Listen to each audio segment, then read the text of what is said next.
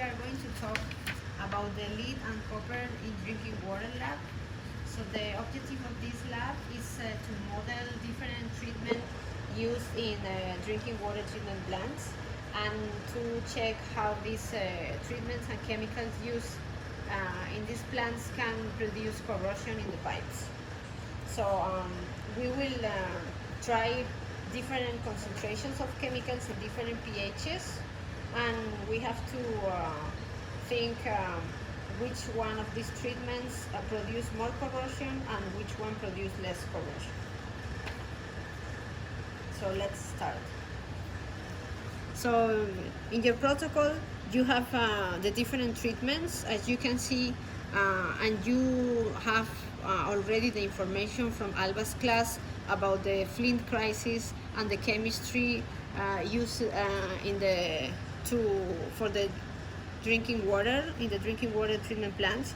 So in this case we are going to add ferric chloride to have the chloride in water, ferric sulfate to have sulfate in water, free chlorine from bleach, and in some cases we are going to add phosphate because the phosphate is also used in the drinking water treatment plants. And we are going to try different pHs. In this case is pH 7 and pH 8.5.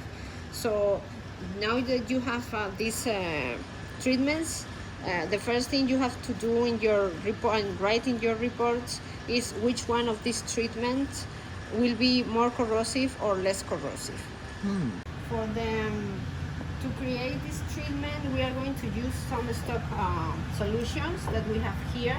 We have the phosphate solution with the concentration 1 gram per liter, the chloride solution with concentration 1 gram per liter, and sulfate solution concentration 1 gram per liter. So the next thing you have to do in your reports is to calculate how much volume do we need from these solutions to create the treatments that you have in your protocols. Yes. This is the second thing.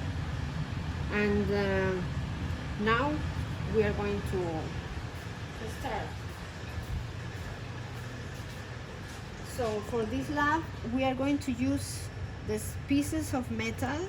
This is going to mimic the pipes. Yes. Where does this come from? From a store, I don't know. Okay. And okay, so in this experiment we are using DI water. We are not using real tap water, so the chemistry works different than the way that work in a drinking water treatment plant. So to simulate more real conditions, we are going to have these pipes under running tap water for a few weeks to create a passivation layer. So this passivation layer is a layer of stable atoms that can prevent the pipes from corrosion. Why are we doing this? Because if we don't create the passivation layer, we are using only DI water. The DI water doesn't have ions, and we are adding chemicals. These chemicals are going to create a strong ionic strength, and so some of the chemicals that we are using, for example phosphate, is used in drinking water treatment plants to prevent corrosion. But if we use this phosphate with the other chemicals in DI water, we are going to have a higher corrosion instead of a lower corrosion. So to simulate the same thing that happened in the drinking water treatment plant, we need to create this passivation layer first. So this way, the phosphate is going to prevent corrosion. Oh, I see. It's going to work as it's supposed to work in a real environment. Okay. So after we have these pipes for a few weeks to create the passivation layer, we are going to take out these pipes from the water and dry them with paper towel. Oh, paper towel. Yeah, again, we are using a lot of paper towel. Okay, so then we are going to take pictures of the pipes, and we are going to weigh the pipes in a scale. Okay, so we are going to do these pipes to a scale. Go to the scale. Yeah.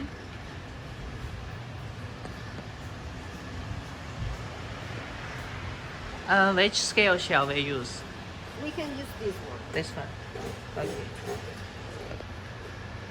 So we are going to maybe this. So this is the width of the pipe. Mhm. We are going to know this wave.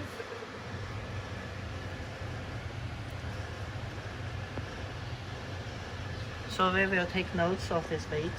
Yeah, Mm-hmm. and then we do the same with the other. So we are going to use 3 pieces because we are going to do 3 replications of the experiment. Oh, interesting. And this one has different colors. Yeah, as you can see, the colors are the So- colors of the passivation layer. Okay, so we need to make sure it is completely dry. There is no water inside. Yeah, you're right. But we have some water here. Okay, so So let's introduce some error, I guess. yeah, if we have water, we will have a higher wave than Yeah. it's supposed to be. Okay. Okay, so now it's dry. Yeah, now it should be have the correct weight. Yeah, Okay. without error. Okay. So now And the third one? the third one. Okay. Do you want to do all this as the third one?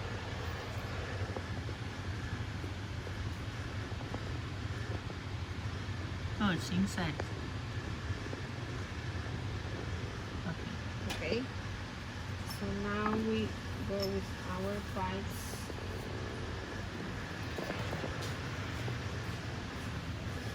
Okay, so we have 3 jars because we are going to have 3 replication of the experiment. So we label the jars with the name of our group, and we, well, with the volume that you calculated, Mm-hmm. we are going to prepare the treatments. In this case, we are going to use 200 milliliters in every jar, so we need 600 milliliters in total Mm-hmm. of the treatment. So we are going to do the treatment in this big cylinder, so we need 600 milliliters.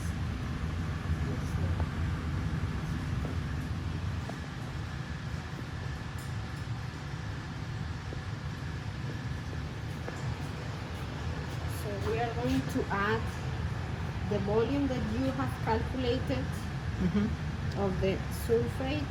Oh, so the volume the student should calculate by Yeah, themselves. Yeah, the student should calculate the volume by themselves. This is the first part of your report. Okay. So what is this? This is ferric sulfate. Okay. Oh, that is good. Okay.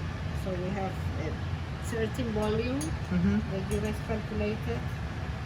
We're going to put this volume here.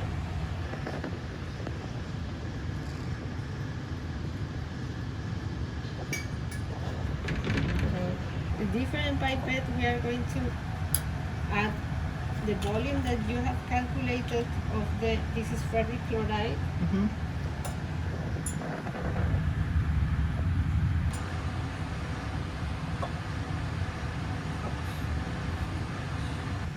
And then with another pipette, Mm-hmm. we are going to add the volume that you have calculated and sodium phosphate.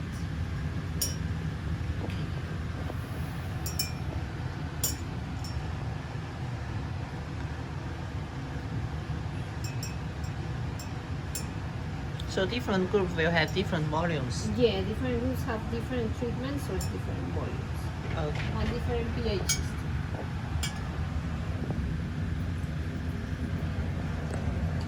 And now we are going to add 22 microliters of bleach. This is the same amount for every group. Okay.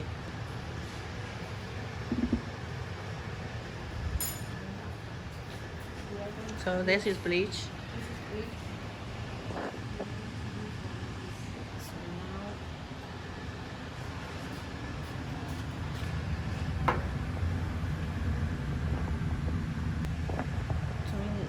22 microliters of the bleach. Okay.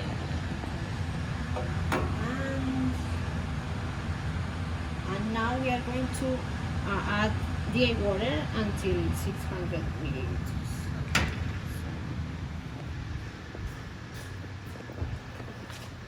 Use this.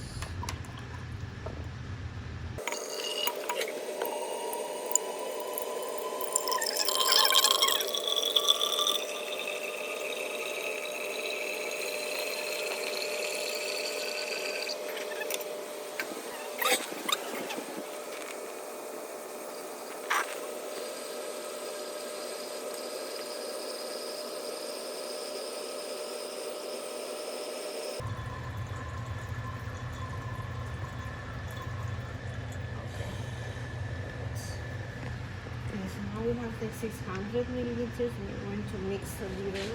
Mhm. We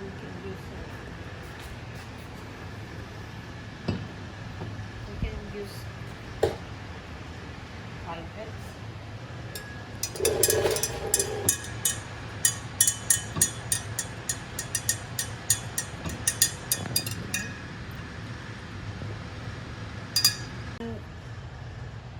We have the 600 milliliters of the treatment. Mm-hmm.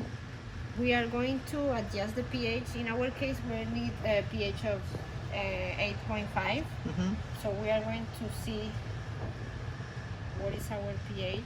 And we can press measure.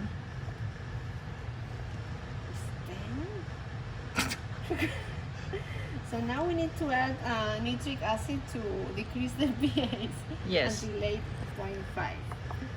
So we need the nitric acid. Does every group has the same pH? No, they have some groups have 7 and some groups have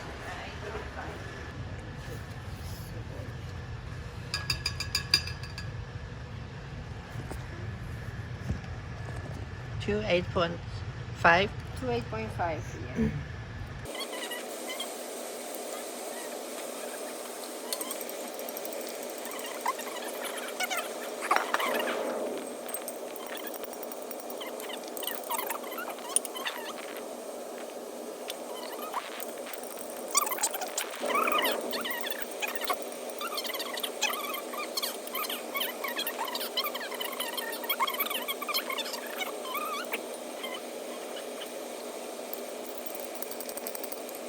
Close. Yes, 8.5. Yeah, and that's it, 8.5.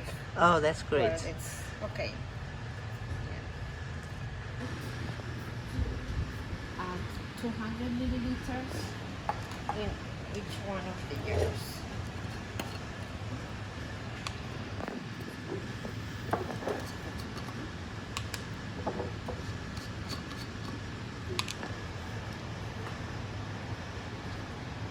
Oh. But the beaker is not accurate to measure the volume.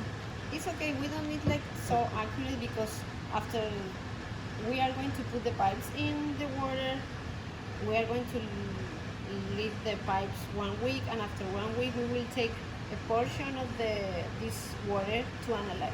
Okay. So we don't need like this volume to be. Oh, so the exact Super. volume is not It's not. important. Yeah.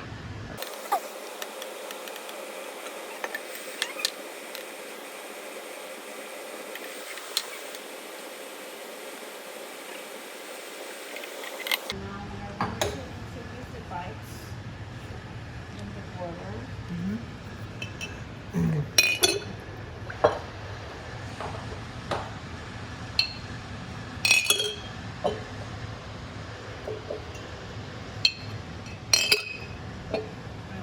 Close the jars.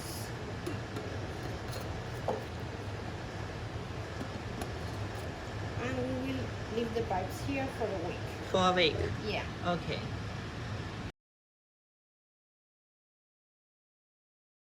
So after 1 week, we have the pipes and the water with this color. So this means that we have some metals dissolved in the water. Mm-hmm. So now we can take pictures of this, and we are going to take the pipes out of the water. How can we take out the pads? with the hand. With the hand? glove. Yeah.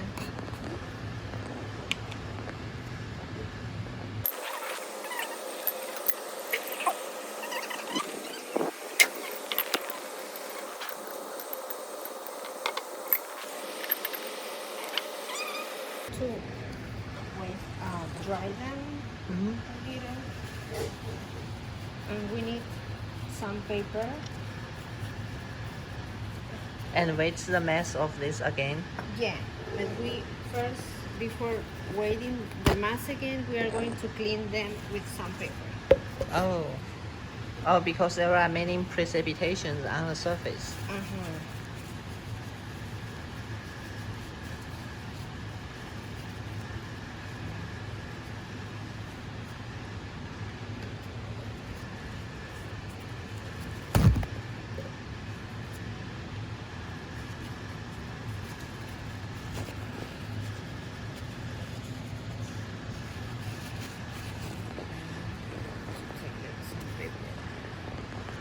We are going to clean the we're going to clean inside.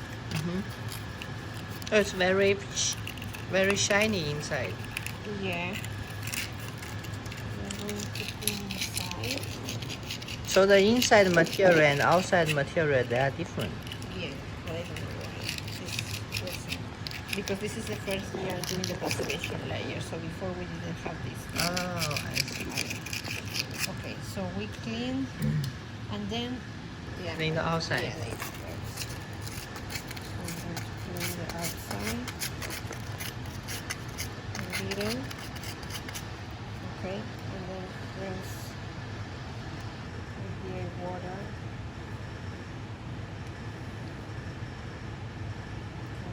And dry with the paper towel. Mm-hmm.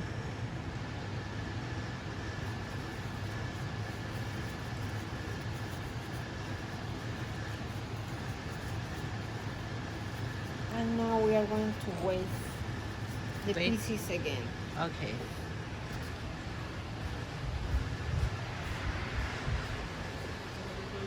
Weight again, and we will know the weight, and we will see if there's different from the first weight, so we can calculate the corrosion rate with the equation that you have in the protocol. I see. Okay. So now we finish with the pieces. Mm-hmm. Now we are going to analyze the water Mm-hmm. to see if we have metals dissolved in the water. Okay. So what we're going to do is put the jars in the hood,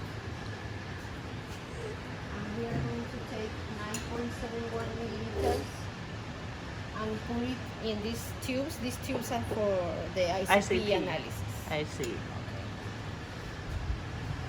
Okay. So this is 10, and this is 5. So you need 10? Then I need 10. Yeah. Okay. You can do it twice? No, because we are. It's 10. Okay.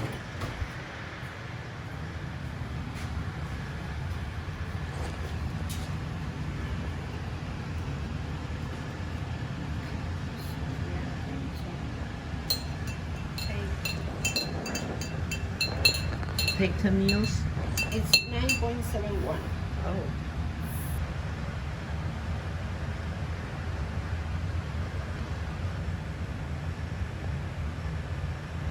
Okay, this is 9.7. Okay. So I have to put the 9.7 here.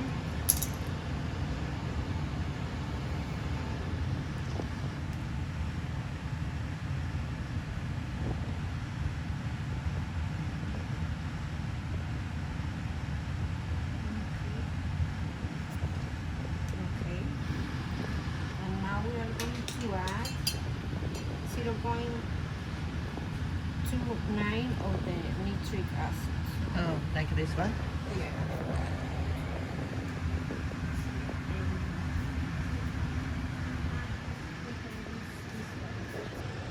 Okay. 0.29. And what is that?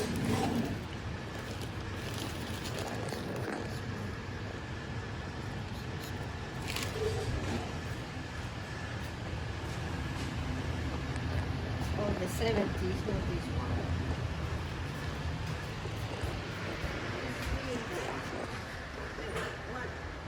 No, in the left side. This one? Yeah. This one.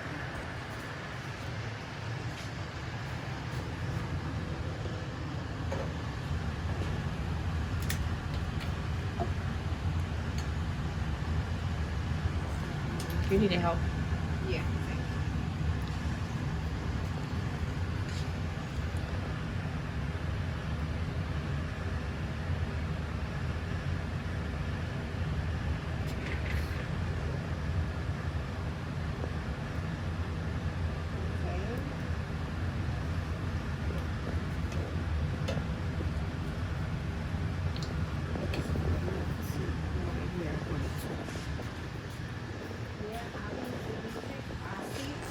Mm-hmm. This is a pre-treatment to acidify the samples prior to the ICP analysis. So that's why we're adding the. Okay. So for different groups, they add different nitric acid. No, it's the same amount of nitric acid for everyone. Okay. Okay, so now we are taking this Mm-hmm. to the ICP Okay. to analyze.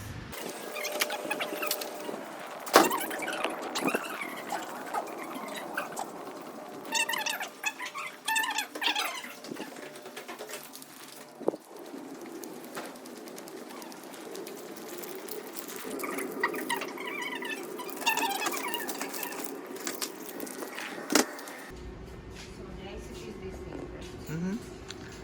Okay. So this is ICP. This is the ICP.